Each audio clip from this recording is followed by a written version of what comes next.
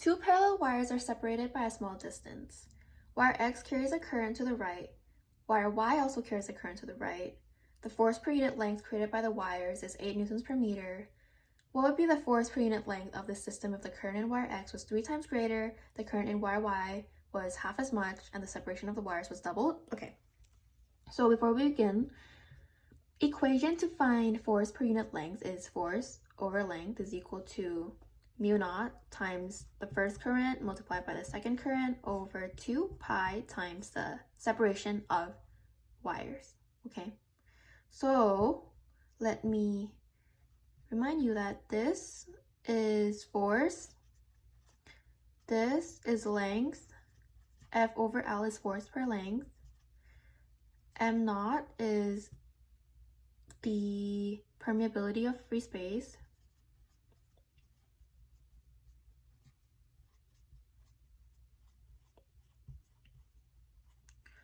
I1 is going to be,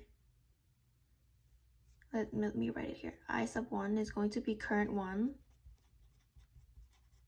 I sub 2 is going to be current 2, and A is going to be separation of wires. Okay? Now that you know this, we want to set up this ratio problem because this is a ratio problem. So we know that our regular force per unit length would be this, right? But we want to find our new force per unit length. So we're going to do force per unit length new over force per unit length old. Okay. And force per unit length is, if you want to expand it, the force per unit length is going to be equal to mu naught I1 I sub 2 over 2 pi A new over mu naught I sub 1 times I sub 2 over 2 pi A old. Okay, you see how these two are the same? Now, move this along further. It says here that the current, it's asking if, like, what would the force per unit length of the system be if the current in wire X was 3 times greater. Okay, so let's set the current I to be 3 times greater. Current of wire Y, half as much, so 1/2 as much. And the separation of the wires was doubled, so separation would be doubled. This would be new. So for our old, it would be the same thing. Our old remains the same, okay? It's just that our new is 3 times as much for X, 1/2 as much for Y, and separation is doubled. So our values of these, like these I1, I2A, all of this would be 1. Okay, let's set it to 1. Because in order for this to be 3 times as much, this needs to be 1. In order for this to be 1/2 times as much, this has to be 1. In order for the separation to be twice as much, A has to be 1. Okay, so this would be our old. Now, we want to solve for this. So we know, well, we don't know yet, the force per unit length of the new force per unit length. But we do know that the force per unit length created by the wires, the original force, is 8. So the old force is 8. So we could write 8 here. So we could set that equal to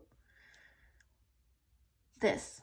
And before we write this here, we can cancel out what we know that will cancel out. So we know that, like, the top, this and this will cancel out with this and this. Okay, so we're left with 3 1/2 over 2, all that over this, which is 1. So we're left with, plug this into a calculator, 3 times 1/2, all that over 1, all that divided by 2 first, over 1.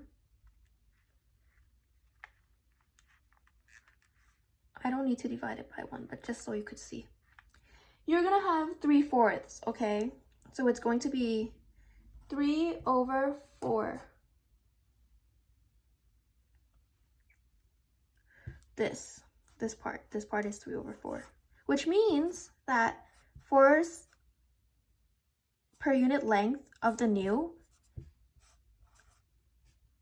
is going to be equal to 3 over 4.